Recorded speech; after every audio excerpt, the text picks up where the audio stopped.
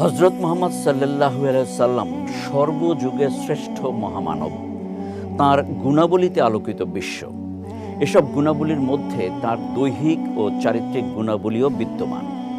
প্রতিটি মুমিন জানতে চান দেখতে কেমন ছিলেন আমাদের প্রিয় নবী সাল্লাল্লাহু আলাইহি ওয়াসাল্লাম। কুরআন হাদিসে নবীজির সৌন্দর্য নিয়ে নানা বর্ণনা রয়েছে। বিস্তারিত জানাচ্ছেন সঙ্গীতা শাহ।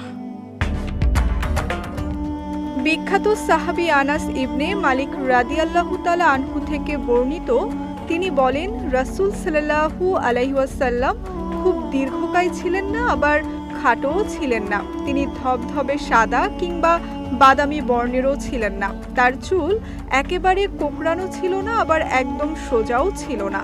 40 বছর বয়সে মহান আল্লাহ তাআলা তাকে নবুয়াত দান করেন।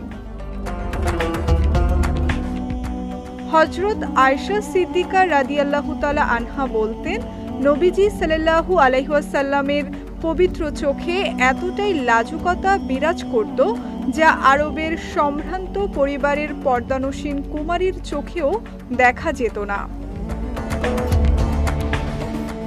তিনি আরও বলতেন, জুলাইখার বান্ধবীরা যদি নবীজি সাল্লাল্লাহু আলাইহি ওয়াসাল্লামের রূপ লাবণ্য দেখত, তাহলে তাদের হাতের আঙুল নয় বরং হৃদয়ই কেটে ফেলত।